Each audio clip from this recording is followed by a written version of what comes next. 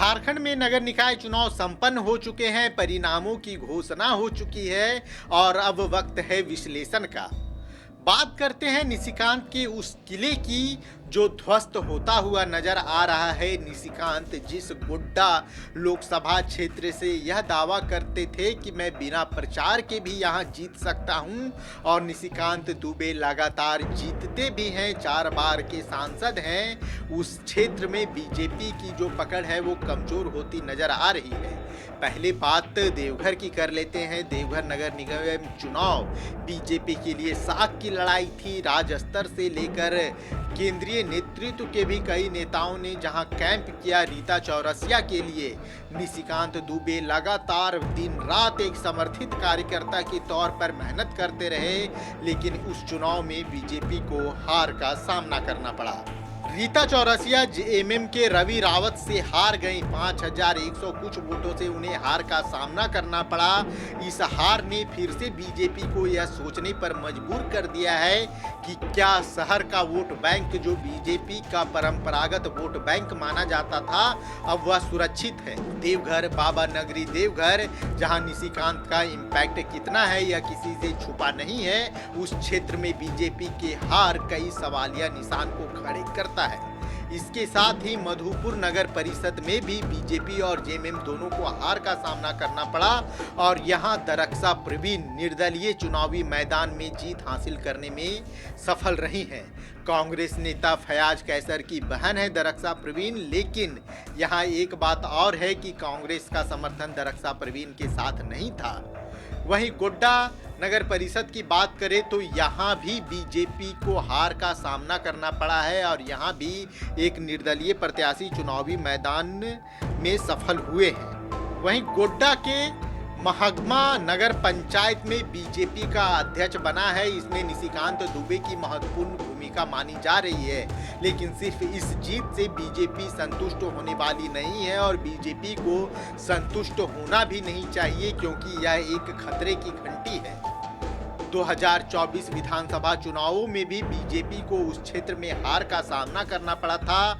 आपसी कलह उस क्षेत्र में बीजेपी के लिए सबसे बड़ी समस्या उभर कर सामने आ रही है।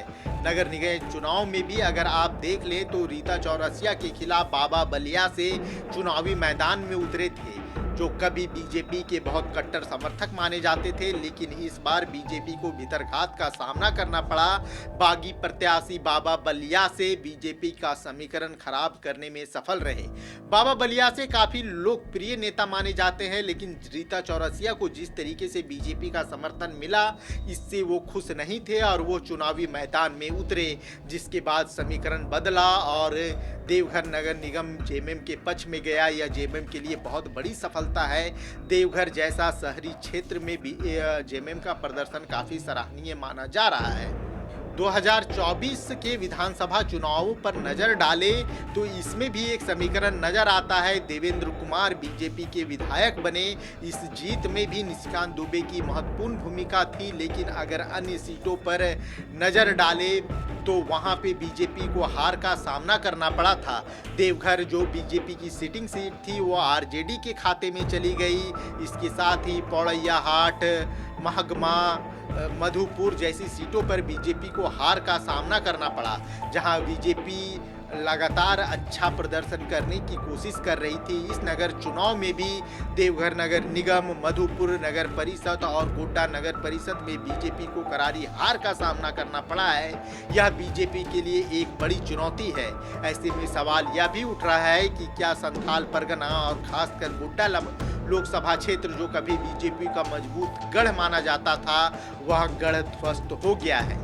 इसके पीछे एक बड़ी वजह यह भी आ रही है नगर निगम चुनाव में भी कि निशिकांत दुबे लगातार मेहनत कर रहे थे, लेकिन निशिकांत लगातार राष्ट्रीय मुद्दों पर अड़िग थे, जबकि जेएमएम, खासकर देवघर नगर निगम की बात करें तो जेएमएम के प्रत्याशी ने सड़क, बिजली, पानी पर फोकस किया और डोर टू डोर कैंपेन करके लोगों को उनकी बुनियादी समस्याओं को समझने की कोशिश की और उसे सुलझाने का आश्वासन दिया, जबकि बीजेपी की तरफ से यहीं पे चूक हो गई। बीजेपी राष्ट्रीय मुद्दों पर हावी थी।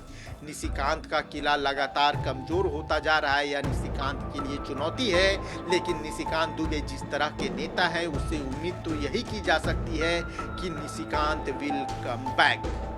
आपको हमारा यह वीडियो कैसा लगा यह हमें कमेंट करके ज़रूर बताइए, और अगर आपको हमारा कंटेंट पसंद आ रहा है तो हमारे चैनल को लाइक, शेयर एंड सब्सक्राइब जरूर कीजिए।